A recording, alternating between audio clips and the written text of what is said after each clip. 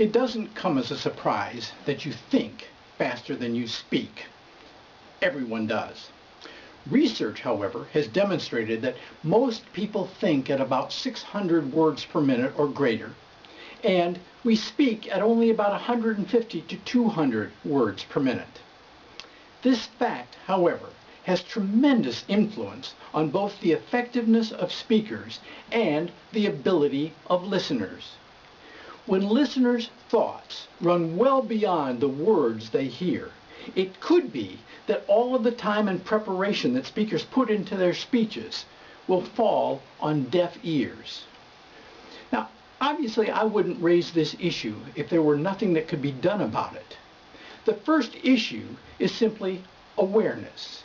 When you, as a speaker, know that your listeners are not hanging on your every word, there are a number of specific things that you can do, not just to interest them, but to hold their attention.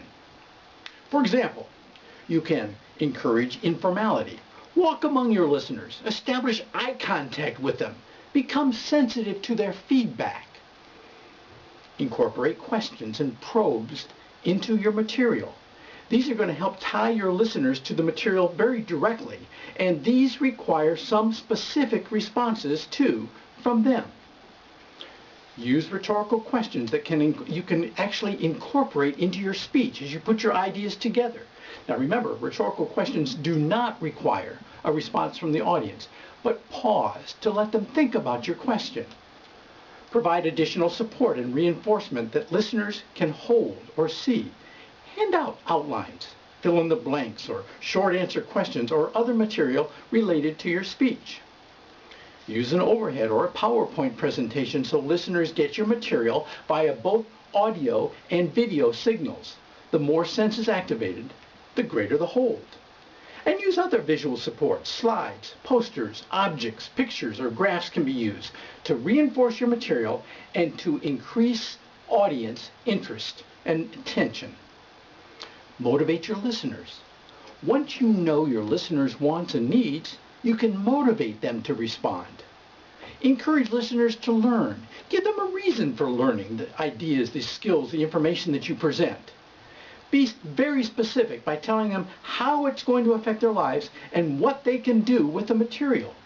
Give them definite and practical suggestions that they can consider and apply. Emphasize the important points in your speech.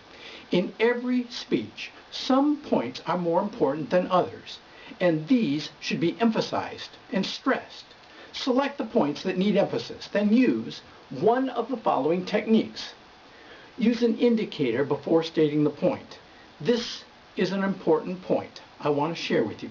This is the most important one of the speech. Listen to this one. Use an indicator after stating the point. Now let me show you how important that point was. Repeat a point once. Repeat a point once. This is not a paraphrase. Say the point in exactly the same way twice. Saying it more than twice is probably going to have a negative effect. When appropriate, speak slowly. A change in speed, the speed of your delivery, or in the speaker's tone, grabs the attention of listeners and it makes the point. Use a pause and use a gesture. The timing of the pause and the gesture must be accurate. For example, if you're emphasizing a single word, the pause should occur just before you state the word, and the gesture should occur with the word. I want you to notice power, the power of a strong gesture. Now, just one warning about emphasis. Like all things, it can be overused, certainly. When speakers overemphasize or overuse such phrases as "this is important," or depend too heavily on repetition, they are likely to achieve an effect that is exactly opposite the one they seek. In other words, listeners will doubt or reject the speaker's clues as to what is important. Now that has to do with speakers. Listeners can do things to overcome their tendency to daydream instead of listen. Listeners, especially if their desire is to listen closely to the message, to get something out of it, they have the following options. Keep motivated. Depend only on yourself for maintaining interest in the message. It's not dependent on somebody else, it's you. Search the message for relevance. Look for different ways to relate the information to yourself and to your experiences and to your expectations. Avoid distractions. I know this is tough. Practice blocking out anything that draws your attention from the message. Stay active. Question and paraphrase what you hear. Look for similarities and differences. Predict what's going to come next. Form some kind of a mental outline. Keep active. Avoid arguing. Argument is very likely to take your mind away from the message. Take notes. Taking notes can increase the listening ability because it keeps the mind focused. You're focusing.